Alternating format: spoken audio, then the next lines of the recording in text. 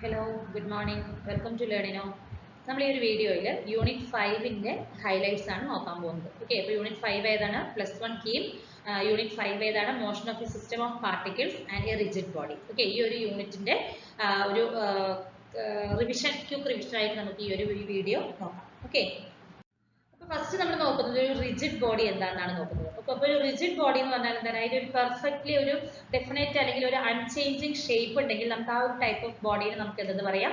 Rigid body എന്ന് പറയാം. അപ്പോൾ ആ ഒരു റിജിഡ് ബോഡിയിൽ ഉണ്ടാകുന്ന എല്ലാ പേഴ്സ് ഓഫ് പാർട്ടിക്കിൾസിന്റെ ഡിസ്റ്റൻസ് എന്ന് പറയുന്നത് നമുക്ക് ചേഞ്ച് ആവില്ല എന്നാണ് പറയുന്നത്. ഓൾമോസ്റ്റ് എല്ലാം സെയിം ആയിരിക്കും. കാരണം അതിന്റെ ഷേപ്പ് അല്ലെങ്കിൽ ആ ഒരു ഡെഫിനറ്റ് ഷേപ്പ് അല്ലെങ്കിൽ ഒരു അൺചേഞ്ചിങ് ഷേപ്പാണ് ആ ഒരു റിജിഡ് ബോഡിക്ക് ഉള്ളത്. അപ്പോൾ ആ പാർട്ടിക്കിൾസുകൾ തമ്മിലുള്ള ഡിസ്റ്റൻസ് എന്ന് പറയുന്നതും ചേഞ്ച് ആവില്ല. ഓക്കെ, പിന്നെ ഈ ഒരു ഫിഗറിൽ നോക്കുമ്പോൾ നമുക്ക് ഒരു ബോഡി, ഒരു ബ്ലോക്ക് അല്ലെങ്കിൽ ഒരു റിജിഡ് ബോഡി, അതിന്റെ ഷേപ്പ് ചേഞ്ച് ആവുന്നില്ല. ആ ഒരു ബോഡി എന്ന് പറയുന്നത് ഒരു ഇൻക്ലൈൻഡ് പ്ലെയിനിൽ ജസ്റ്റ് ഒന്ന് ഇങ്ങനെ സ്ലൈഡ് ചെയ്തിരിക്കുകയാണ്. ഓക്കെ, അപ്പൊ ഈ ഒരു സ്ലൈഡിങ് ടൈമിൽ എല്ലാ പാർട്ടിക്കിൾസും ആ ഒരു ബോഡിയിൽ ഉണ്ടാകുന്ന അല്ലെങ്കിൽ ഈ ഒരു ബോഡിയിൽ ഉണ്ടാകുന്ന എല്ലാ പാർട്ടിക്കിൾസും ഒരുമിച്ചാണ് മൂവ് ആവുന്നത് അല്ലെ. ആദ്യം ഈ ഒരു ഭാഗം അങ്ങനെയല്ല, ഒരുമിച്ചാണ് സ്ലൈഡ് ആയിക്കൊണ്ടിരിക്കുന്നത്. അതായത് അവയ്ക്ക് എന്ന് പറയുന്നത് എങ്ങനെയായിരിക്കും? ആ ഒരു പർട്ടിക്കുലർ ഇൻസ്റ്റന്റ് ഓഫ് ടൈമിൽ സെയിം വെലോസിറ്റി ആയിരിക്കും ഉണ്ടാകുന്നത്. ഓക്കെ, അപ്പൊ അതിനെയാണ് നമ്മൾ എന്തെന്ന് പറയുന്നത്? ട്രാൻസ്ലേഷണൽ മോഷൻ എന്ന് പറയുന്നത്. ഓക്കെ, അപ്പൊ ഒരു ട്രാൻസ്ലേഷൻ മോഷനിൽ എങ്ങനെയായിരിക്കും? എല്ലാ പാർട്ടിക്കിൾസിനും, ആ ഒരു ബോഡിയിൽ ഉണ്ടാകുന്ന എല്ലാ പാർട്ടിക്കിൾസിനും same velocity at any instant of time, ഏതൊരു ഇൻസ്റ്റന്റ് ഓഫ് ടൈമിലും സെയിം വെലോസിറ്റി ആണെങ്കിൽ നമുക്ക് അതിനെ ട്രാൻസ്ലേഷൻ മോഷൻ എന്ന് പറയാം. ഓക്കെ, എന്നാൽ റൊട്ടേഷണൽ മോഷൻ എന്തായിരിക്കും? ഒരു സ്ട്രെയിറ്റ് ലൈൻ, ഒരു ബോഡി എന്ന് പറയുന്നത് ഒരു ഫിക്സ്ഡ് ടേമിൽ അതൊരു സ്ട്രെയിറ്റ് ലൈനിലാണ് മൂവ് ചെയ്യുന്നതെങ്കിൽ ആ ഒരു ഫിക്സ്ഡ് ടേം ഉണ്ടാവും നമുക്ക്. ആ ഒരു ബോഡി എന്ന് പറയുന്നത് ഒരു ഫിക്സ്ഡ് ആയിരിക്കും അല്ലെ. അപ്പൊ അതിന്റെ ഒരു ആക്സിസ് ഓഫ് റൊട്ടേഷനിലാണ് മൂവ് ചെയ്തുകൊണ്ടിരിക്കുന്നതെങ്കിൽ നമുക്ക് അതിനെ ഒരു റൊട്ടേഷണൽ മോഷൻ എന്ന് പറയാം. ഓക്കെ, അപ്പോൾ ഒരു rotation of A rigid body എന്ന് പറയുന്നത് ഒരു ഫിക്സ്ഡ് ആക്സിസിനെ ബേസ് ചെയ്ത് നോക്കുമ്പോൾ അതിലുണ്ടാകുന്ന എല്ലാ പാർട്ടിക്കിൾസും, അതിലുണ്ടാകുന്ന എവരി പാർട്ടിക്കിൾസ് എങ്ങനെയായിരിക്കും? ഒരു സർക്കിൾ ആയിട്ടായിരിക്കും മൂവ് ചെയ്യുന്നത്. ആ ഒരു ബോഡിയിൽ ഉണ്ടാകുന്ന എല്ലാ പാർട്ടിക്കിൾസും ഒരു സർക്കിൾ ഷേപ്പിലായിരിക്കും മൂവ് ചെയ്യുന്നത് അല്ലെ. അതെന്ന് പറയുന്നത് ആ ഒരു പ്ലെയിനിന് പെർപെൻഡിക്കുലർ ടു ദി ആക്സിസ് ആയിരിക്കും. ആ ഒരു പ്ലെയിൻ പെർപെൻഡിക്കുലർ ടു ആക്സിസ് ആയിരിക്കും. അതായത് അതിന്റെ ആ ഒരു ആക്സിസിന് പെർപെൻഡിക്കുലർ ആയിട്ടായിരിക്കും അത് റൊട്ടേഷൻ ആവുന്നത്, ആ ഒരു സർക്കിൾ എന്ന് പറയുന്നത്. അതുപോലെ തന്നെ അതിന്റെ its centre on the axis of റൊട്ടേഷനും ഇതിന് എന്തായിരിക്കും? പെർപെൻഡിക്കുലർ ആയിരിക്കും. ഓക്കെ, അപ്പോൾ നമ്മൾ റിജിഡ് ബോഡി എന്താണെന്ന് നോക്കിയിട്ടുണ്ട്. ട്രാൻസ്ലേഷനും റൊട്ടേഷണൽ മോഷനും ആണ് നമ്മൾ ഈ ഒരു സ്ലൈഡിൽ ഡിസ്കസ് ചെയ്തത് അല്ലെ. അപ്പോൾ motion of A rigid body which is A combination of translation and the rotation. അപ്പോൾ ഈ ഒരു ഫസ്റ്റ് ഫിഗറിൽ ഒരു ട്രാൻസ്ലേഷനും ഒരു റിജിഡ് ബോഡിയുടെ മോഷനാണ് കാണിക്കുന്നത്. അവിടെ നമുക്കൊരു റൊട്ടേഷനും വരുന്നുണ്ട്, അതൊരു ട്രാൻസ്ലേഷനും വരുന്നുണ്ട്. അപ്പോൾ ഇതിൽ വരുന്ന ഈ ഒരു കേസസ് എന്ന് പറയുന്നത് ഓരോ പാർട്ടിക്കിളുടെയും വെലോസിറ്റി എന്ന് പറയുന്നത് വെച്ചാൽ ഈക്വൽ ആണ്. ഓക്കെ, ഈ ഒരു പാർട്ടിക്കിൾ 1 2 3 മൂന്ന് പാർട്ടിക്കിളുടെയും velocity α1 is equal to α2 is equal to α3 ആണ്. എന്നാൽ ഇവിടെ നോക്കൂ, നമുക്ക് α1 α2 α3 എന്ന് പറയുന്നത് സെയിം ആണെന്ന് പറയാൻ പറ്റില്ല. കാരണം എന്താണ്? ഇവിടെ നമുക്ക് ആ ഒരു റൊട്ടേഷൻ ഓഫ് റിജിഡ് ബോഡി തന്നെ കാണിക്കുന്നത്, ട്രാൻസ്ലേഷൻ അല്ലെങ്കിൽ റൊട്ടേഷനാണ് കാണിക്കുന്നത്. പക്ഷെ ഇവിടെ വെലോസിറ്റി ഓയും പിയും, അതായത് ഈ പറയുന്ന O അതുപോലെ തന്നെ P എന്ന് പറയുന്ന ഓരോന്നിന്റെയും OP വെലോസിറ്റീസ് എന്ന് പറയുന്നത് ഡിഫറെന്റ് ആയിരിക്കും അല്ലെ. So α1 not equal to α2 not equal to α3 ആണ് വരുന്നത്. ഓക്കെ, ഈ ഒരു കേസസിൽ മൂന്ന് വെലോസിറ്റിയും സെയിം ആയിരിക്കും. ഈ കേസസിൽ മൂന്ന് വെലോസിറ്റിയും ദേ ആർ നോട്ട് ഈക്വൽ ആയിരിക്കും. ഓക്കെ,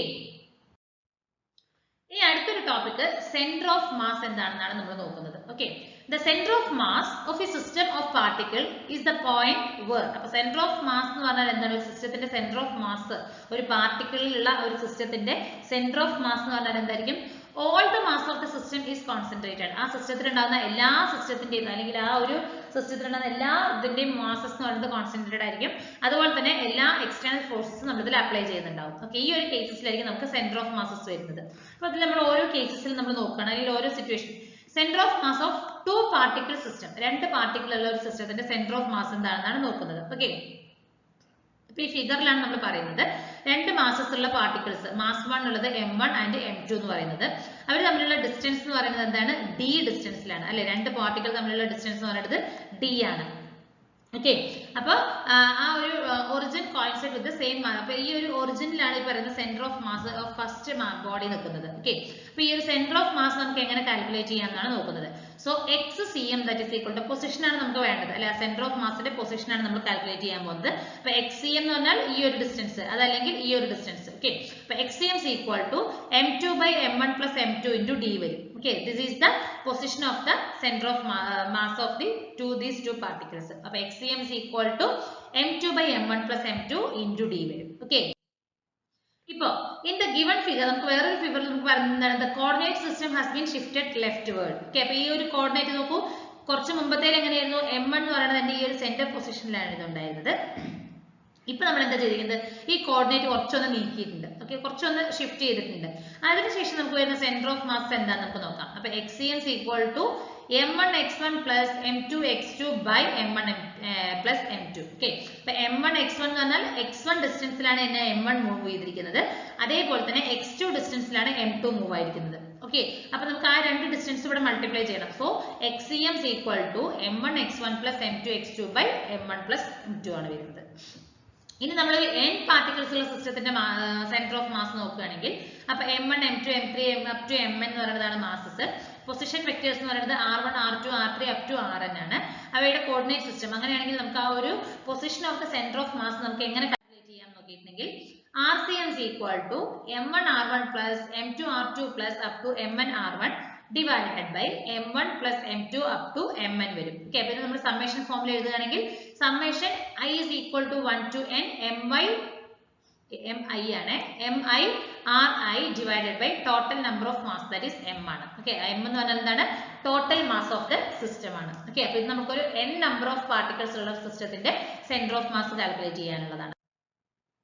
ഇനി coordinate of the centre of mass എങ്ങനെ കാൽക്കുലേറ്റ് ചെയ്യുന്നത്, ഓരോ കോർഡിനേറ്റിൽ വരുന്നത് XCM is equal to summation I is equal to 1 to n mi xi by m വരും. ഓരോ കോർഡിനേറ്റ്, ഇപ്പോൾ ഇത് x കോർഡിനേറ്റിലാണെങ്കിൽ, y കോർഡിനേറ്റിലാണെങ്കിൽ എന്ത് വരും, YCM is equal to summation I is equal to 1 to n mi ya by m വരും. z കോർഡിനേറ്റിലാണെങ്കിൽ zi വരും നമുക്ക് ഇവിടെ അല്ലെ, summation I is equal to 1 to n mi zi by m എന്ന് വരും. ഓക്കെ, അപ്പോൾ ഇത് ഓരോ കോർഡിനേറ്റിൽ വരുന്ന സെന്റർ ഓഫ് മാസസ് ആണ് നമ്മൾ നോക്കിയത്.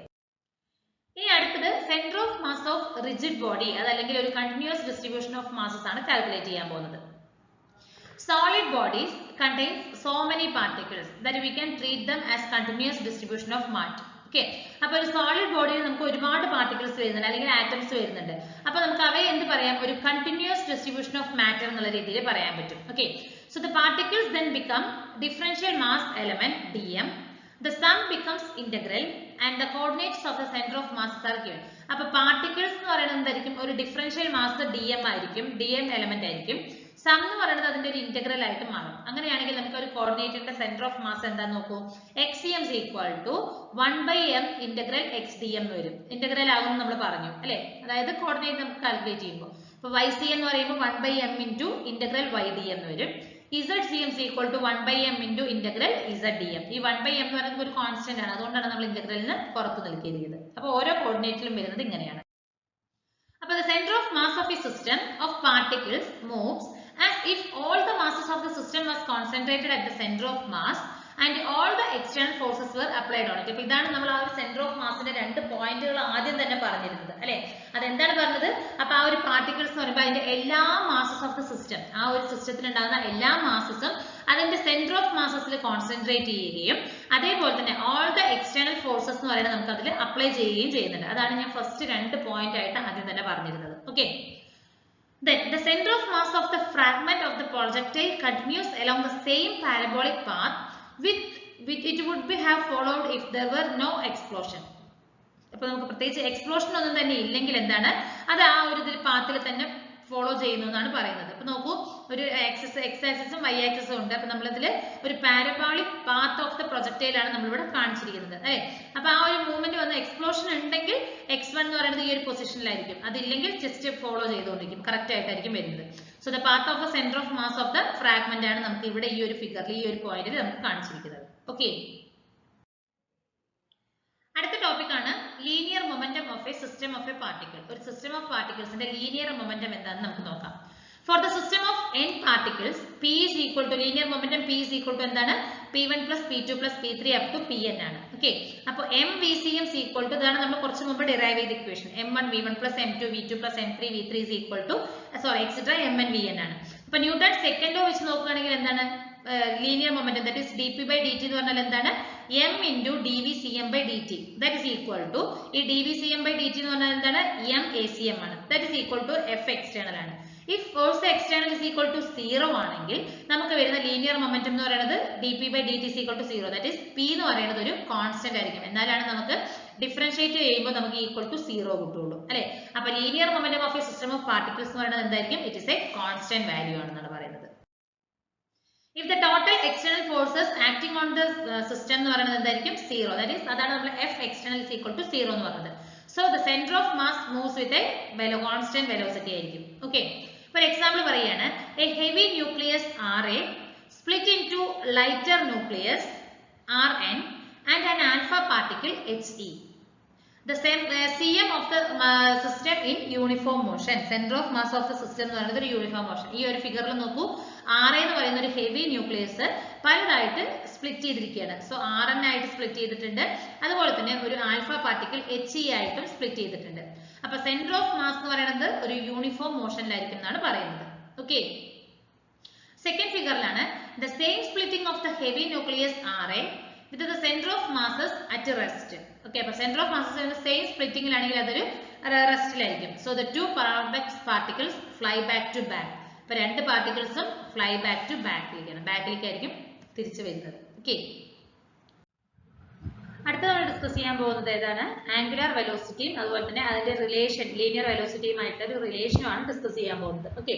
അപ്പൊ നമ്മൾ പറഞ്ഞു, ഒരു പ്യുവർ റൊട്ടേഷൻ മോഷനിൽ ആ ഒരു ബോഡിയിൽ ഉണ്ടാവുന്ന എല്ലാ പാർട്സും സെയിം ആംഗുലാർ വെലോസിറ്റിയിലായിരിക്കും മൂവ് ചെയ്തുകൊണ്ടിരിക്കുന്നത്. ഓക്കെ. അത് ഏതൊരു ഇൻസ്റ്റന്റ് ഓഫ് ടൈം എടുത്താലും അതിലുണ്ടാവുന്ന ആംഗുലാർ വെലോസിറ്റി എന്ന് പറയുന്നത് സെയിം ആയിരിക്കും ആ ഒരു ബോഡിയുടെ. ഓക്കെ.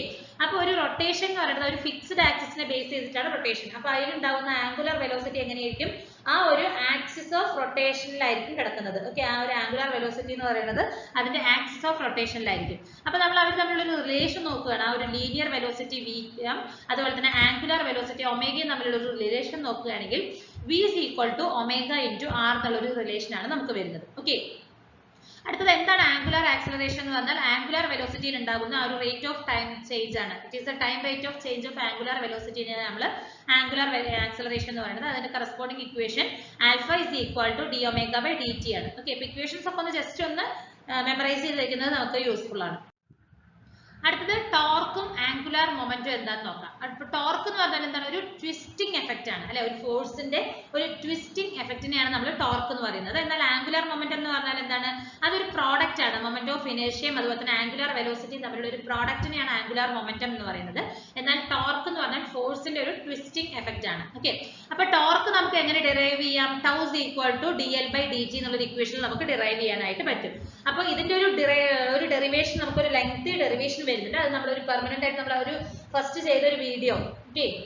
ആ ഒരു റിലേഷൻ ഞാൻ അതിൽ ഡീറ്റെയിൽ ആയിട്ട് അതിന്റെ ഒരു എക്സ്പ്ലനേഷൻ അതിന്റെ ഒരു ഡെറിവേഷൻ നമ്മൾ ചെയ്തിട്ടുണ്ട്. അപ്പൊ ഞാൻ ഈ ഒരു സ്ലൈഡിൽ അതിന്റെ ഇക്വേഷൻസ് മാത്രമേ മെൻഷൻ ചെയ്തിട്ടുള്ളൂ.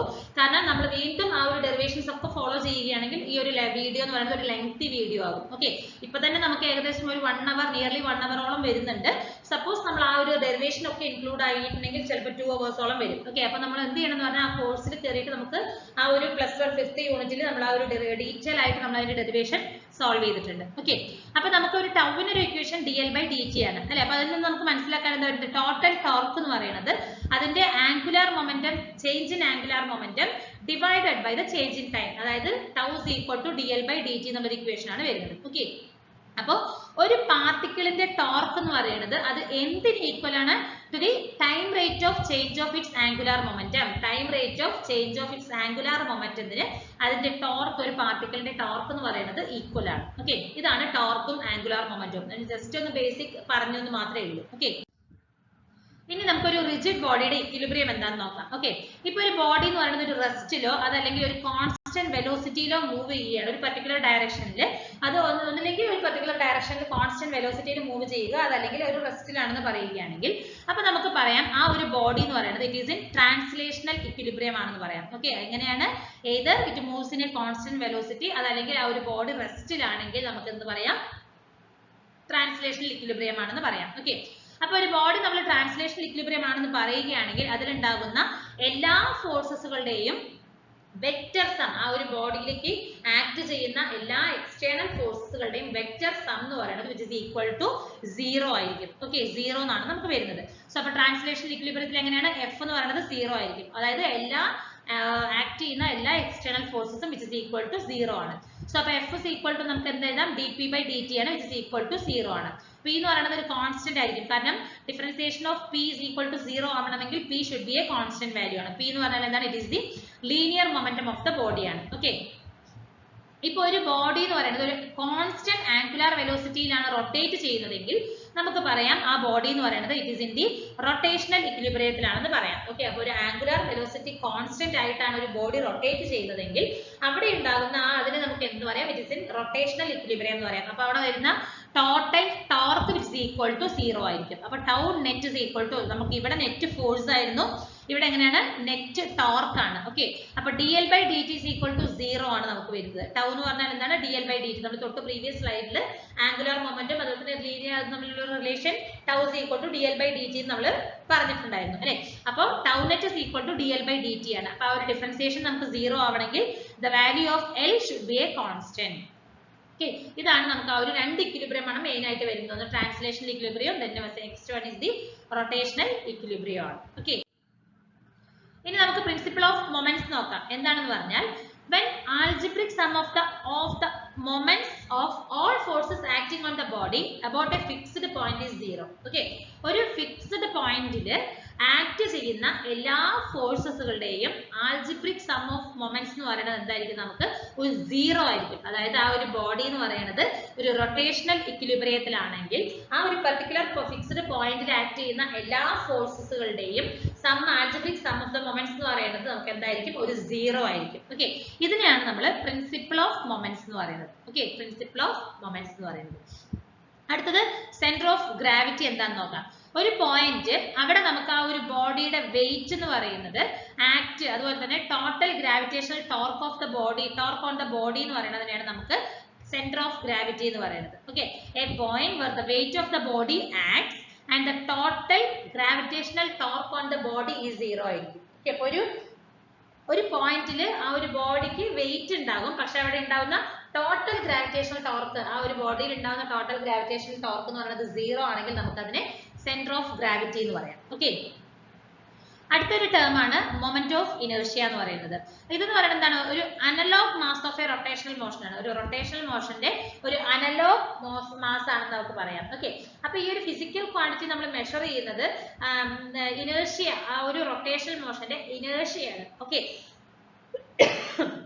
അങ്ങനെ ആ മെഷർ ചെയ്യുന്ന വാല്യൂനെയാണ് നമ്മൾ എന്തെന്ന് പറയുന്നത്? മൊമെന്റ് ഓഫ് ഇനേർഷ്യ എന്ന് പറയുന്നത്. Okay, the physical quantity measuring the inertia of rotational motion. ഒരു റൊട്ടേഷണൽ മോഷന്റെ ഇനേർഷ്യ മെഷർ ചെയ്യുന്ന ആ ഒരു ഫിസിക്കൽ ക്വാണ്ടിറ്റിനെയാണ് നമ്മൾ എന്തെന്ന് പറയുന്നത്? മൊമെന്റ് ഓഫ് ഇനേർഷ്യ എന്ന് പറയുന്നത്. ഓക്കെ, ഇനി radius of gyration, that is represented by the letter k. അപ്പോൾ ഇവിടെ എങ്ങനെയാണ് വരുന്നത് നോക്കൂ.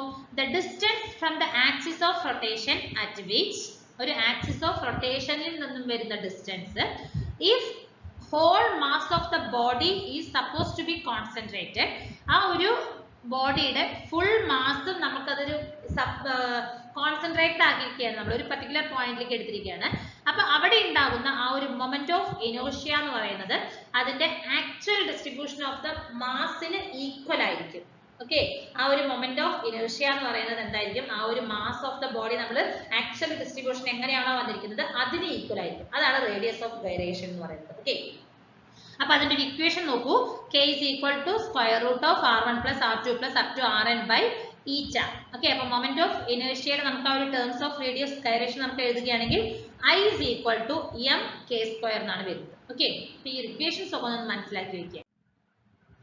അടുത്ത നമുക്കിവിടെ രണ്ട് തിയറംസ് വരുന്നുണ്ട്. തിയറംസ് ഓഫ് പെർപെൻഡിക്കുലർ ആക്സിസും അതുപോലെ തന്നെ തിയറംസ് ഓഫ് പാരലൽ ആക്സിസ്. രണ്ട് തിയറംസ് ആണ് നമുക്കിവിടെ വരുന്നത്. ഓക്കെ, അപ്പൊ തിയറം ഓഫ് പെർപെൻഡിക്കുലർ ആക്സിസ് എന്ന് പറഞ്ഞാൽ എന്താണ്? The moment of inertia of A planar about an axis z perpendicular to its plane is equal to the sum of the moment of inertia about two perpendicular axes x and y concurrent with the perpendicular axis and lies in the plane of the body. ഒന്നുമില്ല, ഈ ഒരു equation ആണ് ഇവിടെ ഇത്രയും വലിയൊരു theory ആയിട്ട് പറഞ്ഞിരിക്കുന്നത് അല്ലെ. അതായത് ഇവിടെ വരുന്ന മൊമെന്റ് ഓഫ് ഇനേർഷ്യ എന്ന് പറയുന്നത് ഈ രണ്ട് പെർപെൻഡിക്കുലർ ആക്സിസിന്റെ സം ആയിരിക്കും എന്നാണ് പറഞ്ഞിരിക്കുന്നത്. അത്രയല്ലേ പറഞ്ഞിട്ട് നോക്കൂ. The moment of inertia of A planar about the axis and z, ഈ ഒരു പറയുന്ന ആക്സിസിൽ ഉണ്ടാവുന്ന ഈ ഒരു ഇതിൽ വരുന്ന മൊമെന്റ് ഓഫ് ഇനേർഷ്യ അതാണ് iz എന്ന് പറയുന്നത്. അത് എന്തിന് ഈക്വൽ ആണ്? Sum of moment of inertia about two perpendicular axis. ഇതിന് പെർപെൻഡിക്കുലർ ആയിട്ട് വരുന്ന രണ്ട് ആക്സിസുകൾ ഏതൊക്കെയാണ്? x ആക്സിസും y ആക്സിസും ആണ്. അവയുടെ മൊമെന്റ് ഓഫ് ഇനേർഷ്യയുടെ സമ്മിന് ഈക്വൽ ആണെന്നാണ് പറയുന്നത് അല്ലെ. ഇതാണ് തിയറം ഓഫ് പെർപെൻഡിക്കുലർ ആക്സിസ് എന്ന് പറയുന്നത്. ഓക്കെ, അപ്പൊ അടുത്ത തിയറം എന്താണ്? തിയറം ഓഫ് പാരലൽ ആക്സിസ് അല്ലെ. അപ്പൊ നമുക്ക് എന്താണെന്ന് ജസ്റ്റ് വായിച്ചു നോക്കാം. Okay, moment of inertia of a body about any axis is equal to the sum of its moment of inertia about a parallel axis passing through its center of mass and the product of the mass of the body and square of the perpendicular distance the parallel axis. Okay, ഇത്രയും sentence കണ്ടിട്ട് പേടിക്കണ്ട. ഈ ഒരു simple ഒരു equation ആണ് നമുക്ക് അവിടെ പറഞ്ഞിരിക്കുന്നത്. I dash is equal to I plus md square. I എന്ന് പറഞ്ഞാൽ I dash എന്താണ്? Moment of inertia about shifted parallel axis. ഇതാണ് I dash. അതായത് ഈ ഒരു ഷിഫ്റ്റഡ് പാരലൽ ആക്സിസിന്റെ മൊമെന്റ് ഓഫ് ഇനേർഷ്യ ആണ് I എന്ന് പറയുന്നത്. അത് എന്തിന് ഈക്വൽ ആണ്? സെന്റർ ഓഫ് പോയിന്റിലൂടെ പോകുന്ന ഒരു ആക്സിസിന്റെ മൊമെന്റ് ഓഫ് ഇനേർഷ്യ അതാണ് ഇവിടെ പറഞ്ഞിരിക്കുന്നത്. നോക്കൂ, any axis is equal to sum of its moment of inertia about a parallel axis passing through its centre of mass. ആ ഒരു സെന്റർ ഓഫ് മാസിലൂടെ പാസ് ചെയ്തുകൊണ്ടിരിക്കുന്ന പാരലൽ ആക്സിസ് ആയിരിക്കണം. ഓക്കെ, അപ്പൊ ഇങ്ങനെ ഒരു ആക്സിസ് ആയി നമ്മൾ അത് കൺസിഡർ ചെയ്യാൻ പാടില്ല. ആ പാരലൽ ആക്സിസ് സെന്ററിലൂടെ പാസ് ചെയ്യുന്ന ഒരു പാരലൽ ആക്സിസിന്റെ മൊമെന്റ് ഓഫ് ഇനേർഷ്യയ്ക്കും അതുപോലെ തന്നെ product of the body mass, ആ ഒരു മാസ്, അവിടെ ഒരു ബോഡി ഉണ്ടാവും, അതിന്റെ ഒരു മാസ്, ഈ ഒരു ബോഡി മാസിന്റെ മാസിന് ഇൻറ്റു അത് തമ്മിലുള്ള ഡിസ്റ്റൻസ്, ആ ഷിഫ്റ്റഡ് പാരലൽ ആക്സിസും ആ സെന്ററിലൂടെ പോകുന്ന പാരലൽ ആക്സിസ് ആണ് ഡിസ്റ്റൻസ് d, അതിന്റെ സ്ക്വയറിനും ഈക്വൽ ആയിരിക്കും എന്നാണ് പറഞ്ഞിരിക്കുന്നത്. അതാണ് ഇവിടെ പറഞ്ഞിരിക്കുന്നത്. I dash is equal to I plus md square. m എന്ന് പറഞ്ഞാൽ mass of the body and d is the distance between the parallel axis. അല്ലേ, സിമ്പിൾ അല്ലേ തിയറം? തിയറി നമ്മൾ വായിച്ചു നോക്കിയാൽ നമുക്ക് ആകെ കൂടി കൺഫ്യൂഷൻ ആകും. ഇക്വേഷൻ പഠിച്ചിട്ട് ഇക്വേഷനിൽ നിന്നും തിയറി എഴുതി നോക്കുക, അപ്പൊ നമുക്ക് ഈസി ആയിട്ട് കിട്ടും. ഓക്കെ, ഫസ്റ്റ് നമ്മൾ നോക്കുന്നത് moment of inertia of some regular bodies about specific axis. അപ്പോൾ അതിന് വേണ്ടിയിട്ടുള്ള കുറേ ഇക്വേഷൻസ് ആണ് നമ്മൾ ഓരോ സിറ്റുവേഷൻസിലും അല്ലെങ്കിൽ ഓരോ കണ്ടീഷൻസിലും വരുന്ന equations for moment of inertia ആണ് നമ്മൾ ഡിസ്കസ് ചെയ്യാൻ പോകുന്നത്. Okay, so first one, uniform circular ring of mass m and radius r. ഒരു സർക്കുലർ റിംഗ് എടുത്തിരിക്കുകയാണ്, യൂണിഫോം സർക്കുലർ റിംഗ് ആണ്, അതിന്റെ മാസ് m ഉം റേഡിയസ് r ഉം ആണ്. അപ്പൊ അതിൽ ആക്സിസ് ഓഫ് റൊട്ടേഷൻ എങ്ങനെയൊക്കെയാണ്? ഫസ്റ്റ് നമ്മൾ നോക്കുന്നത് about an axis passing through its centre and perpendicular to its plane. അപ്പോൾ ആ ഒരു ആക്സിസ് എന്ന് പറയുന്നത് അതിന്റെ സെന്ററിലൂടെ പാസ് ചെയ്യുകയും അതിന്റെ പ്ലെയിനിന് പെർപെൻഡിക്കുലർ ആണെങ്കിൽ നമുക്ക് മൊമെന്റ് ഓഫ് ഇനേർഷ്യ എന്ന് പറയുന്നത് mr² ആണ്. m എന്ന് പറഞ്ഞാൽ മാസ് ഓഫ് റിംഗും r എന്ന് പറയുന്നത് റേഡിയസ് ഓഫ് ദ റിംഗും ആണ്. ഓക്കെ, എബൌട്ട് എ ഡയമീറ്റർ ആണെങ്കിൽ അതിന് വരുന്ന ഇക്വേഷൻ എന്താണ്? ½ mr² ആണ് വരുന്നത്. About a tangent it in its own plane, അതിന്റെ തന്നെ ഓൺ പ്ലെയിനിൽ വരുന്ന ടാൻജന്റ് ആണെങ്കിൽ നമുക്ക് വരുന്ന ഇക്വേഷൻ എന്താണ്? 3/2 mr². Then about a tangent perpendicular to its plane ആണെങ്കിൽ വരുന്ന ഇക്വേഷൻ 2 mr² ആണ്. ഓക്കെ, അപ്പൊ ഇത് ഈ ഫസ്റ്റ് വരുന്ന ബോഡിയുടെ ആ ഒരു ഇതാണ്, സർക്കുലർ റിംഗിന്റെ മാസ് m ഉം റേഡിയസ് r ഉം ആണെങ്കിൽ വരുന്ന ഇക്വേഷൻസ് ആണ്. നെക്സ്റ്റ് ഒരു സർക്കുലർ ഡിസ്ക് ആണ് കൺസിഡർ ചെയ്യുന്നത്, അതിന്റെ മാസ് m ഉം റേഡിയസ് r ഉം ആണെങ്കിൽ നമുക്ക് വരുന്നത് ഫസ്റ്റ് നോക്കൂ, about an axis passing through its centre and perpendicular to its plane ആണെങ്കിൽ ഇക്വേഷൻ മൊമെന്റ് ഓഫ് ഇനേർഷ്യ എന്ന് പറയുന്നത് ½ mr² ആണ്. About a diameter ആണെങ്കിൽ 1/4 mr² വരും. About a tangent in its own plane ആണെങ്കിൽ 5/4 mr². അപ്പം ഇക്വേഷൻസിന് എവിടെയെങ്കിലും ചോദിക്കും, അല്ലെങ്കിൽ പ്രോബ്ലത്തിൽ നമുക്ക് ഈ ഇക്വേഷൻസ് ചിലപ്പോൾ ചോദിക്കാനുള്ള ചാൻസസ് ഉണ്ട്. ഓക്കെ, അടുത്തത് about a tangent perpendicular to its own plane ആണെങ്കിൽ നമുക്ക് വരുന്നത് എന്താണ്? 3/2 mr² ആണ്. ഓക്കെ, അടുത്തത് ഒരു solid sphere of radius r ഉം മാസ് m ഉം ഉള്ള ഒരു സോളിഡ് സ്ഫിയറിൽ വരുന്ന രണ്ട് കണ്ടീഷൻസ്. ഒന്ന് എബൌട്ട് ഇറ്റ്സ് ഡയമീറ്റർ ആണെങ്കിൽ 2/5 mr² വരുന്നുണ്ട്. എബൌട്ട് എ ടാൻജൻഷ്യൽ ആക്സിസ് ആണെങ്കിൽ 7/5 mr² ആണ് വരുന്നത്. ഓക്കെ, അടുത്തൊരു ബോഡി നമ്മൾ കൺസിഡർ ചെയ്യുന്നത് ഹോളോ സ്ഫിയർ ആണ്, റേഡിയസ് r ഉം മാസ് m ഉം ഉള്ള ഒരു ഹോളോ സ്ഫിയർ ആണ് നമ്മൾ കൺസിഡർ ചെയ്തതെങ്കിൽ അതിന്റെ ഡയമീറ്റർ ആണ് നമുക്ക് അതിൽ വരുന്നതെങ്കിൽ അതിന് വരുന്ന മൊമെന്റ് ഓഫ് ഇനേർഷ്യയുടെ ഇക്വേഷൻ എന്താണ്? 2/3 mr² ഉം ടാൻജൻഷ്യൽ ആക്സിസ് ആണെങ്കിൽ അതിൽ വരുന്നത് 5/3 mr² ആണ് വരുന്നത്. ഓക്കെ, ഫിഫ്ത്ത് നമ്മൾ നോക്കുന്നത് solid cylinder of length l ഉം റേഡിയസ് r ഉം ആൻഡ് മാസ് m ഉം വരുന്നതിലാണെങ്കിൽ about an axis passing through its center and perpendicular to its own axis ആണെങ്കിൽ വരുന്ന ഇക്വേഷൻ എന്താണ്? m × l²/12 plus r²/4 ആണ്. ഓക്കെ, അതിൽ തന്നെ സോളിഡ് സിലിണ്ടർ ലെങ്ത് l ഉം റേഡിയസ് r ഉം മാസ് m ഉം ഉള്ളതാണെങ്കിൽ അതിന്റെ about the diameter of one of the faces of cylinder ആണെങ്കിൽ വരുന്ന ഇക്വേഷൻ എന്താണ്? m l²/3 plus r²/4 ആണ് വരുന്നത്. ഓക്കെ, അടുത്തത് ഹോളോ സിലിണ്ടർ തന്നെയാണ്, mass m, length l, radius r ആണെങ്കിൽ അതിൽ വരുന്നത് first about it's on axis ആണെങ്കിൽ നമുക്ക് mr² വരും. പാസിംഗ് ത്രൂ ഇറ്റ് സെന്ററും അതുപോലെ തന്നെ അതിന്റെ ഓൺ ആക്സിസിന് പെർപെൻഡിക്കുലർ ആണെങ്കിൽ നമുക്ക് വരുന്ന ഇക്വേഷൻ എന്താണ് m r²/2 + l²/12 വരുന്നുണ്ട്. ഓക്കെ, നെക്സ്റ്റ് നമ്മൾ നോക്കുന്നത് തിൻ റോഡ്, അതായത് ലെങ്ത് L ഉള്ള ഒരു തിൻ റോഡ് ആണെങ്കിൽ അതിന്റെ ആക്സിസ് പാസിംഗ് ത്രൂ ഇറ്റ് സെന്ററും പെർപെൻഡിക്കുലർ ടു ദ റോഡും ആണെങ്കിൽ m l²/12 ആണ് വരുന്നത്. എന്നാൽ about an axis passing through one end and perpendicular to the rod ആണെങ്കിൽ m l²/3 വരും. ഓക്കെ, ലാസ്റ്റ് നമ്മൾ നോക്കുന്നത് ഒരു റെക്ടാങ്കുലർ ലാമിനയാണ്. ലെങ്ത് എല്ലും ബ്രെഡ്ത്ത് ബിയും ഉള്ള ഒരു റെക്ടാങ്കുലർ ലാമിനയുടെ about an axis passing through it centre and perpendicular to plain ആണെങ്കിൽ അതിൽ വരുന്ന ഇക്വേഷൻ എന്താണ് m l² + b²/12 ആണ് വരുന്നത്. ഓക്കെ, അടുത്ത നമ്മൾ നോക്കുന്നത് ലീനിയർ മോഷനും അതുപോലെ തന്നെ റൊട്ടേഷണൽ മോഷനും തമ്മിലുള്ള ഒരു ഡിഫറൻസ് ആണ് നമ്മൾ നോക്കാൻ പോകുന്നത്. ഓക്കെ, അപ്പോൾ ഫസ്റ്റ് ലീനിയർ മോഷൻ എന്താണ് നമുക്ക് ഒന്നുകൂടി ജസ്റ്റ് റഫ് ആയിട്ടൊന്ന് നോക്കാം. It is meaning that change of position of an object with respect to time interval. ഒരു ടൈം ഇന്റർവെലിനനുസരിച്ചിട്ട് ഒരു ഒബ്ജക്റ്റിന്റെ പൊസിഷൻ ചേഞ്ച് ആകുന്നുവെങ്കിൽ നമുക്ക് അതിനെ ലീനിയർ മോഷൻ എന്ന് പറയാം. ഓക്കെ, അപ്പോൾ ഒരു യൂണിവേഴ്സ് നമുക്ക് ഒരു കണ്ടിന്യൂസ് മോഷനിലുള്ള ഒരു യൂണിവേഴ്സിലാണ് നമ്മൾ ജീവിക്കുന്നത് അല്ലെ. അപ്പോൾ ഫണ്ടമെന്റൽ പാർട്ടിക്കിൾസ് എന്ന് പറഞ്ഞാൽ എന്താണ് മാറ്റർ എന്ന് പറയുന്നത്, അതായത് atom is also a constant മോഷനിലാണ് നമുക്ക് ഉണ്ടാകുന്നത് അല്ലെ. അപ്പോൾ ഒരു യൂണിവേഴ്സിലുള്ള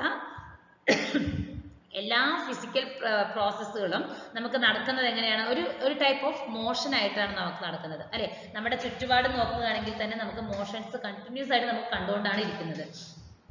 അപ്പൊ മോഷൻ എന്ന് പറയുന്നത് നമുക്ക് എന്തായിരിക്കാം, ഫാസ്റ്റ് മോഷൻ ആയിരിക്കാം, അതല്ലെങ്കിൽ വളരെ സ്ലോ ആയിരിക്കാം. പക്ഷെ ഓൾവേസ് നമുക്ക് ഈ മോഷൻ എന്ന് പറയുന്നത് എല്ലാ സ്ഥലങ്ങളിലും തന്നെ നമുക്ക് ഉള്ളത് തന്നെയാണ് അല്ലെ. അപ്പൊ നമുക്ക് എന്തൊക്കെ ടേംസിൽ നമുക്ക് മോഷനെ ഡിസ്ക്രൈബ് ചെയ്യാം എന്ന് പറഞ്ഞാൽ ഡിസ്റ്റൻസില്, displacement, speed and time. So ഈ ഒരു 4 ടേംസിൽ നമുക്ക് എന്ത് ചെയ്യാൻ പറ്റും, മോഷൻ എന്ന് പറഞ്ഞിട്ടുള്ള ആ ഒരു ടേമിനെ നമുക്ക് ഡിസ്ക്രൈബ് ചെയ്യാനായിട്ട് പറ്റും. ഓക്കെ, അപ്പൊ നമുക്ക് പറയാണ് ഒരു ബോഡി എന്ന് പറയുന്നത് മോഷനിലാണെന്ന് പറയണമെങ്കിൽ if it changes its position with respect to a reference point and a time. അപ്പോൾ ഈ ഒരു ബോഡി ഇപ്പൊ ഞാൻ ഇവിടെയാണ് എൻ്റെ ഈ ഒരു എ എന്ന് പറഞ്ഞിട്ടുള്ള ഒരു ബോഡി ഉള്ളതെങ്കിൽ ഈ ബോഡി എനിക്ക് ഈ ഒരു പൊസിഷനിൽ നിന്നും ഈ ഒരു പൊസിഷനിലേക്ക് ചേഞ്ച് ആയിട്ടുണ്ടാകും അല്ലെ. അപ്പൊ ആ ഒരു ടൈമും അതുപോലെ തന്നെ ഈ പൊസിഷനെയും പോയിന്റ് റെഫറൻസ് പോയിന്റും അതിന്റെ ആ ഒരു ടൈമും അനുസരിച്ച് നമുക്ക് എന്ത് പറയാൻ പറ്റും, ആ ബോഡിക്ക് ഒരു മോഷൻ സംഭവിച്ചിട്ടുണ്ടെന്ന് പറയാം അല്ലെ. അപ്പൊ ലീനിയർ നമുക്ക് മോഷൻ നമ്മൾ എക്സ്പ്ലെയിൻ ചെയ്യുമ്പോൾ നമുക്ക് ഒരു കോർഡിനേറ്റ് ആക്സിസ് മാത്രമാണ് നമ്മൾ എടുക്കുന്നത്. ടൈമിനനുസരിച്ചിട്ടുള്ള ഒരു കോർഡിനേറ്റ് മാത്രമാണ് നമ്മൾ കൺസിഡർ ചെയ്യാറുള്ളത് അല്ലെ. മോഷൻ പാർട്ടിക്കിൾ ലീനിയർ മോഷൻ നമ്മൾ ഒരു ലീനിയർ, അതായത് റെക്റ്റിലീനിയർ മോഷൻ എന്ന് പറയാം, അതായത് ഒരു ആക്സിസ് വിത്ത് ടൈം ആണ് നമ്മൾ ഇതിനെ കൺസിഡർ ചെയ്യുന്നത് അല്ലെ. അപ്പൊ ഇവിടെ നമുക്ക് എങ്ങനെയാണ്, പാർട്ടിക്കിൾസ് ഒരു പോയിന്റിൽ നിന്ന് വേറൊരു പോയിന്റിലേക്ക് മൂവ് ചെയ്യും. അതൊരു സ്ട്രെയിറ്റ് ലൈൻ ആയിരിക്കാം, അതല്ലെങ്കിൽ ഒരു കേർവ്ഡ് പാത്ത് ആയിരിക്കാം, എങ്ങനെ വേണമെങ്കിലും ആകാൻ പറ്റും. ഓക്കെ, ഇൻ ജനറലി നമുക്ക് എന്താ പറയാം, ലീനിയർ മോഷൻ എന്ന് പറയുന്നത് ഒരു ഒബ്ജക്റ്റിന്റെ ട്രാവൽ ചെയ്തിരിക്കുന്ന same distance at same time ആയിരിക്കും. അപ്പൊ അത് നമുക്ക് എങ്ങനെയായിരിക്കാം, ഒരു സ്ട്രെയിറ്റ് ലൈനിലായിരിക്കാം, അതല്ലെങ്കിൽ ഒരു കേർവ്ഡ് പാത്ത് ഒരു പോയിന്റിൽ നിന്ന് വേറൊരു പാത്തിലേക്കായിരിക്കാം. അപ്പൊ സെയിം ഡിസ്റ്റൻസും സെയിം ടൈമും ആയിരിക്കാം, അത് സ്ട്രെയിറ്റ് ആയിരിക്കാം, അതല്ലെങ്കിൽ ഒരു കേർവ്ഡ് പാത്തിലായിരിക്കും നമുക്ക് മൂവ്മെന്റ്സ് പറ്റുന്നതാണ് പറയുന്നത്. ഓക്കെ, അപ്പൊ അതാണ് ലീനിയർ മോഷൻ എന്ന് പറയുന്നത്. അപ്പൊ നമുക്ക് ലീനിയർ മോഷന്റെ പാത്തിനെ ഡിപ്പെൻഡ് ചെയ്ത് നമുക്ക് രണ്ടായിട്ടാണ് ഡിവൈഡ് ചെയ്തിരിക്കുന്നത്. ഫസ്റ്റ് വൺ റെക്റ്റിലീനിയർ മോഷനും second one is the curvilinear മോഷനുമാണ്. അപ്പൊ റെക്റ്റിലീനിയർ അല്ലെങ്കിൽ ഒരു സ്ട്രെയിറ്റ് ലൈൻ മോഷനാണ് നമുക്ക് വരുന്നത് അല്ലെ. അപ്പൊ ഇവിടെ മോഷൻസ് എങ്ങനെയായിരിക്കും, നമുക്ക് പാർട്ടിക്കിൾസ് ഒക്കെ സെയിം ഡിസ്റ്റൻസിലായിരിക്കും, നമുക്ക് ഒരു സെയിം പാത്തിലൂടെ ആയിരിക്കും ട്രാവൽ ചെയ്യുന്നത്. അപ്പൊ ഒരു കർവിലീനിയർ എന്ന് പറഞ്ഞാൽ എന്താണ്, ഒരു കേർവ്ഡ് ലൈനിലായിരിക്കും മോഷൻ നടന്നുകൊണ്ടിരിക്കുന്നത്. അപ്പോൾ ഓറിയന്റേഷൻ ഓഫ് ദ ബോഡി എന്ന് പറയുന്നത് നമുക്ക് അവിടെ ചേഞ്ച് ആവില്ല, പക്ഷെ അതിന്റെ ട്രജക്ടറീസ്, ഓരോ ഇൻഡിവിജ്വൽ പാർട്ടിക്കിളിന്റെ ട്രജക്ടറീസ് എന്ന് പറയുന്നത് ഒരു കേർവ്ഡ് ഷേപ്പിലായിരിക്കും നമുക്ക് കിട്ടുന്നത് അല്ലെ. അതാണ് കർവിലീനിയർ മോഷൻ എന്ന് പറയുന്നത്. ദെൻ ലീനിയർ മോഷനിൽ വരുന്ന ടൈപ്സ് എന്ന് പറയുന്നത് യൂണിഫോം മോഷനും അതുപോലെ തന്നെ നോൺ യൂണിഫോം മോഷനുമാണ്. അപ്പോൾ ഒരു യൂണിഫോം മോഷനിലാണെന്ന് പറയുകയാണെങ്കിൽ നമുക്ക് എന്ത് പറയാം, അതൊരു സ്ട്രെയിറ്റ് ലൈനിൽ ഒരു കോൺസ്റ്റന്റ് സ്പീഡിലാണ് മൂവ് ചെയ്യുന്നതെങ്കിൽ നമുക്ക് അതിനെ യൂണിഫോം മോഷൻ എന്ന് പറയാം. ഓക്കെ, ഒരു എക്സാമ്പിൾ നോക്കൂ, ഒരു കാർ മൂവ് ചെയ്തിരിക്കുന്ന ഒരു സ്റ്റഡി സ്പീഡിലാണ്, ഒരു സ്ട്രെയിറ്റ് റോഡിൽ മൂവ് ചെയ്തുകൊണ്ടിരിക്കുകയാണെങ്കിൽ നമുക്ക് അതിനെ യൂണിഫോം മോഷൻ എന്ന് പറയാം. ഓക്കെ, അപ്പൊ ആ ഒരു റെപ്രസെന്റേഷൻ ഓഫ് യൂണിമോഷൻ എന്ന് പറഞ്ഞാൽ നമുക്ക് ഒരു സ്ട്രെയിറ്റ് ലൈൻ ആയിട്ടായിരിക്കും നമുക്ക് കിട്ടുന്നത് യൂണിഫോം മോഷനിൽ. നോൺ യൂണിഫോം മോഷൻ എന്ന് പറഞ്ഞാൽ എന്തായിരിക്കും, body covers equal distance at set and a given time intervals. Okay, ഒരു equal distance in a set ആയിരിക്കും, അതൊരു ഗിവൺ ടൈം ഇന്റർവെല്ലാണെങ്കിൽ നമുക്ക് അതിനെ നോൺ യൂണിഫോം മോഷൻ, അതായത് എന്താ പറയുക, ഒരു സ്ട്രെയിറ്റ് ലൈൻ, ഒരു കോൺസ്റ്റന്റ് സ്പീഡിലായിരിക്കില്ല എന്നാണ് പറയുന്നത്. Okay, in the graphical representation നമുക്ക് അതൊരു കേർവ്ഡ് ലൈൻ ആയിട്ടായിരിക്കും നമ്മളിവിടെ റെപ്രസെന്റ് ചെയ്യുന്നത് നോൺ യൂണിഫോം മോഷൻ എന്ന് പറയുന്നത്. ഓക്കെ, അടുത്ത നമ്മൾ നോക്കുന്നത് റൊട്ടേഷണൽ മോഷൻ ആണ്. റൊട്ടേഷണൽ മോഷൻ എന്ന് പറഞ്ഞാൽ എന്താണ്?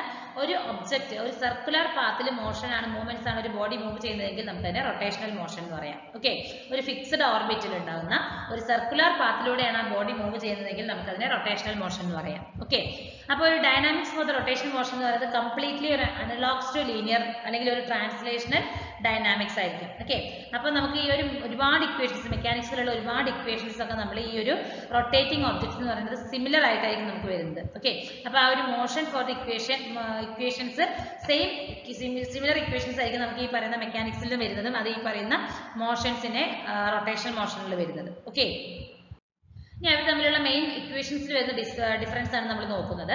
നോക്കൂ, ലീനിയർ മോഷനും റൊട്ടേഷണൽ മോഷനും അബൌട്ട് എ ഫിക്സ്ഡ് ആക്സിസ് ആണ്. അപ്പോൾ ലീനിയർ മോഷനിൽ നമ്മൾ ഡിസ്പ്ലേസ്മെന്റ് റെപ്രസെന്റ് ചെയ്യുന്നത് എക്സ് എന്നുള്ള ടേമിലാണ്, ഇവിടെ നമ്മൾ റെപ്രസെന്റ് ചെയ്യുന്നത് തീറ്റ എന്നുള്ളതാണ്. Okay, velocity v is equal to dx by dt ആണ്. അപ്പോൾ ഇവിടെ വെലോസിറ്റി ആംഗുലാർ വെലോസിറ്റി എന്ന് പറയുന്നത് omega is equal to d omega by dt ആണ് വരുന്നത്.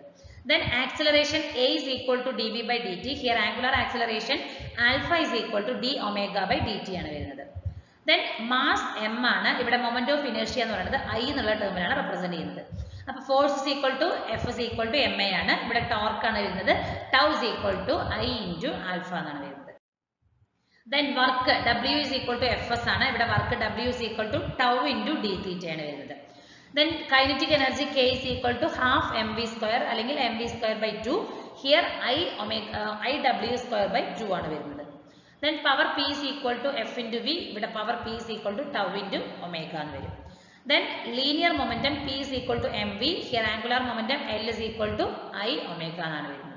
ഓക്കെ, അപ്പോൾ ഇത്രയാണ് main difference between the linear മോഷനും അതുപോലെ തന്നെ റൊട്ടേഷണൽ മോഷനും തമ്മിൽ വരുന്നത്. നെക്സ്റ്റ് നമ്മൾ നോക്കുന്നത് റോളിംഗ് മോഷൻ ആണ്. അപ്പോൾ എന്താണ് നമുക്ക് നോക്കാം. റോളിംഗ് മോഷൻ എന്ന് പറഞ്ഞാൽ ഒരു കോമ്പിനേഷൻ ആണ്, ഒരു ട്രാൻസ്ലേഷൻ മോഷന്റെയും ഒരു റൊട്ടേഷണൽ മോഷന്റെയും കോമ്പിനേഷൻ ആണ് റോളിംഗ് മോഷൻ എന്ന് പറയുന്നത്. ഓക്കെ, ഇപ്പോൾ ഒരു body motion of the centre of mass is the translation motion of the body ആയിരിക്കും. ഓക്കെ, അപ്പോൾ അതിന്റെ സെന്റർ മാസിന്റെ ആ ഒരു മോഷൻ എന്ന് പറയുന്നത് എന്തായിരിക്കും? ഒരു translation motion of the body ആയിരിക്കും. ഓക്കെ, അതാണ് നമുക്ക് വരുന്നത്. During the rolling motion of a body, the surfaces in contact get deformed a little temporarily. Okay, അപ്പോൾ ആ ഒരു റോളിംഗ് മോഷനിൽ സർഫേസസ് ഇൻ കോണ്ടാക്ട് എന്നത് ചെറിയ രീതിയിലായിരിക്കും നമുക്ക് ഉണ്ടാകും, ഒരു ടെമ്പററി ഇതായിട്ടായിരിക്കും നമുക്ക് അവിടെ നമുക്കറിയാം റോളിംഗ് എന്ന് പറയുമ്പോൾ എന്താണ്, ഒരു ചെറിയൊരു പോയിന്റ് ആയിരിക്കും ആ സർഫേസുമായിട്ട് ബോഡി ടച്ച് ചെയ്തിട്ടുണ്ടാവുന്നത്. ഓക്കെ, അപ്പോൾ ആ ഒരു ഡിഫോർമേഷൻ കാരണം നമുക്ക് എന്താ വരുന്നത്? ഒരു finite area of both bodies come in contact with each other. ഒരു ഫൈനൈറ്റ് ഏരിയ ആണ് അവർ തമ്മിലുള്ള കോണ്ടാക്റ്റിൽ വരുന്നത്. ഓക്കെ, അപ്പോൾ ആ ഒരു overall effect of this phenomenon എന്ന് പറയുന്നത് എന്താണ്? The component of the contact force parallel to the surface opposes motion resulting in friction. അല്ലെ, ഫ്രിക്ഷൻ എന്ന് പറഞ്ഞ ഒരു ടോപ്പിക് നമ്മൾ ഡീറ്റെയിൽ ആയിട്ട് ഡിസ്കസ് ചെയ്തിട്ടുണ്ടായിരുന്നതാണ്. അപ്പോൾ overall effect of this phenomenon നമുക്ക് വരുന്നത് ആ ഒരു കോണ്ടാക്ട് ഫോഴ്സ് എന്ന് പറയുന്നത് പാരലൽ ആയിരിക്കും. എന്തിനു വേണ്ടിയിട്ടായിരിക്കും? ആ ഒരു സർഫേസിന് പാരലൽ ആയിരിക്കും. അത് എന്തിന്റെ ആയിരിക്കും? ആ ഒരു ഒപ്പോസിംഗ് മോഷൻ ആയിരിക്കും കിട്ടുന്നത്. സർഫേസ് ഒരു ഒപ്പോസിംഗ് മോഷൻ ആയിട്ട് കാണിക്കുന്നുണ്ടാവും. അതിനെയാണ് നമ്മൾ ഫ്രിക്ഷൻ എന്നുള്ള ടേമിൽ നമ്മൾ ഡിഫൈൻ ചെയ്തിരിക്കുന്നത്. അല്ലെ, അപ്പോൾ കൈനറ്റിക് എനർജി നമുക്ക് ആ ഒരു സച്ച് എ റോളിംഗ് ബോഡിയിൽ വരുന്ന കൈനറ്റിക് എനർജി എന്ന് പറഞ്ഞാൽ എന്താണ്?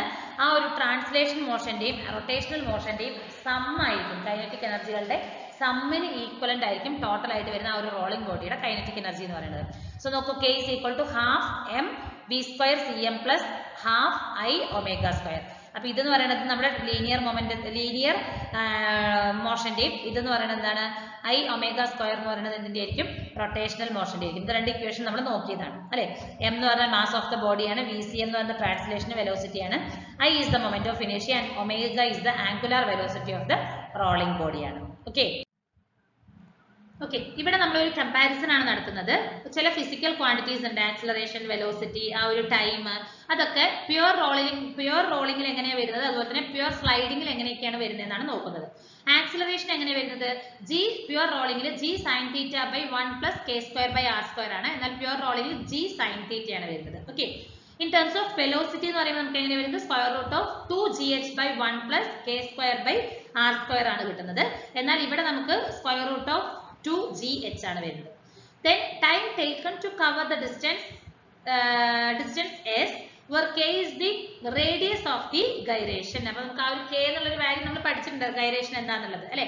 അപ്പോൾ ആ ഒരു ടൈം എത്രത്തോളം എടുത്തിരിക്കുന്നതെന്നാണ് നോക്കുന്നത്, ആ ഒരു പർട്ടിക്കുലർ ഡിസ്റ്റൻസ് കവർ ചെയ്യാനായിട്ട് എടുത്തിരിക്കുന്ന time. Okay, in terms of k, square root of 2s into 1 plus k square by r square divided by g sin theta.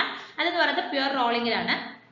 Pure സ്ലൈഡിംഗിൽ എങ്ങനെയാണ് square root of 2s by g sin theta. Okay, ഇതാണ് നമുക്ക് അതിൽ വരുന്ന ആ ഒരു equations വരുന്നത്. Okay, അപ്പൊ ഇത്രയാണ് നമുക്ക് യൂണിറ്റ് 5 ഉള്ളത് അല്ലെ. അതായത് നമ്മൾ ഓൾമോസ്റ്റ് എല്ലാ ടോപ്പിക്സും ഞാൻ ഇതിൽ കവർ ചെയ്ത് പോയിട്ടുണ്ട്. അതിൽ കുറച്ച് ഇമ്പോർട്ടന്റ് ആയിട്ടുള്ള ഇക്വേഷൻസ് ഒക്കെയാണ് ഞാൻ കൂടുതലായിട്ട് ഫോക്കസ് ചെയ്തിരിക്കുന്നത്. ഡെറിവേഷൻസ് ഒന്നും ഞാൻ ഈ സ്ലൈഡുകളിൽ ഇൻക്ലൂഡ് ചെയ്തിട്ടില്ല, കാരണം ഡെറിവേഷൻസ് ഇൻക്ലൂഡ് ചെയ്താൽ it should be an lengthy video ആയിരിക്കും അല്ലെ.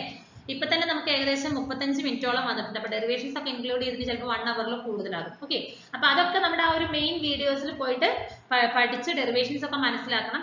ഈ ഒരു വീഡിയോ എന്ന് പറയുന്നത് നമുക്ക് എക്സാമിന് പ്രീവിയസ് ആയിട്ട് വരുന്ന ഡേയ്സിൽ ജസ്റ്റ് ഒന്ന് കവർ ചെയ്ത് പോകാനായിട്ട്, എന്തൊക്കെ ടോപ്പിക്സുകൾ അല്ലെങ്കിൽ എന്തൊക്കെയാണ് ഇമ്പോർട്ടന്റ് ഇക്വേഷൻസ് ഒക്കെ മനസ്സിലാക്കാൻ വേണ്ടിയിട്ടാണ് നമ്മൾ ഈ ഒരു ടൈപ്പ് ഓഫ് വീഡിയോയിൽ ഫോക്കസ് ചെയ്തത്. Okay, thank you.